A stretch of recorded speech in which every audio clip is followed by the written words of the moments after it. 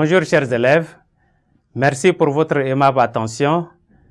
Nous sommes heureux de vous revoir nombreux autour de votre écran pour une nouvelle séquence. Notre séquence d'aujourd'hui est portée sur la représentation graphique d'une suite numérique définie par une formule explicite.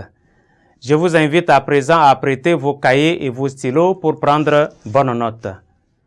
À la fin de notre séquence, chacune et chacun de vous doit être capable de représenter graphiquement une suite numérique définie par une formule explicite.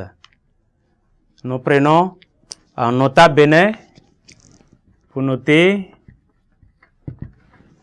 en nota bene, une suite numérique étant une fonction, elle peut être représentée graphiquement dans un plan muni d'un repère. Comme on a l'habitude de faire avec les fonctions, nous les représentons graphiquement. Comme une suite étant aussi une fonction, on peut la représenter graphiquement. Généralement possible de représenter les termes d'une suite numérique sur un axe. Dans un repère, il y a deux axes, mais on peut utiliser la représentation graphique d'une suite sur un axe. Nous commençons par suite définie par une formule explicite. Suite numérique définie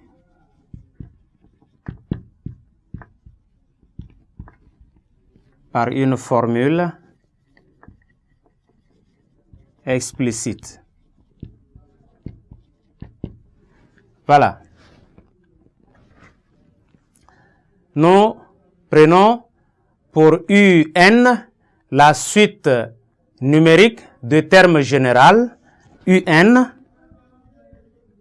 est égal à n carré moins 3.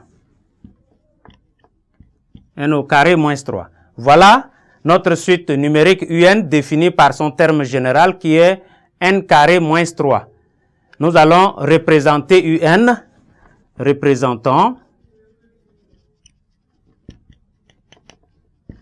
UN sur un axe. Représentons UN sur un axe. Et donc, on va donner à chaque fois la valeur à n. Nous allons déterminer la fonction f de n. Et donc, on a, en calculant U0, nous calculons U0, le premier terme, nous remplaçons n par 0, donc ça fera 0 au carré moins 3, ça fait moins 3. Et nous allons chercher aussi U1. U1, nous calculons en remplaçant n par 1, ça fera 1 au carré qui vaut 1 moins 3, ça fait moins 2. Et nous allons aussi calculer U2. U2, nous remplaçons n par 2, donc ça fera 4. 4 moins 3, ça fait 1. Et nous calculons U3. U3, en remplaçant n par 3, ça fait 3 au carré qui vaut 9. 9 moins 3, ça fait 6. Donc voilà, nous avions quelques termes U0, U1, U2 et U3. On peut représenter sur un axe. Nous prenons dans OI. Voilà.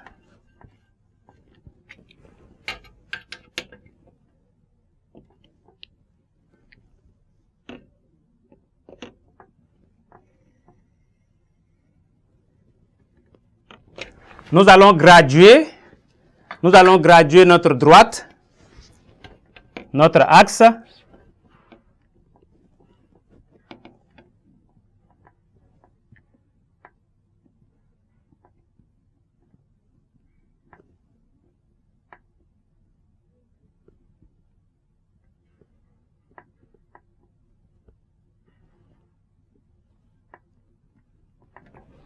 Voilà, nous venons de graduer notre axe. Ici, nous pouvons prendre l'origine 0. C'est ça l'origine. on a, en allant vers la flèche, on a 1, 2, 3, 4, 5, 6. Et en allant dans le sens contraire, on a moins 1, moins 2, moins 3. Donc, nous allons placer les termes U0, U1, U2 que nous venons de calculer. Voilà, nous plaçons U0. U0 est égal à moins 3. Donc, U0 se trouve là. U0. Et nous avions calculé U1. U1 qui vaut moins 2.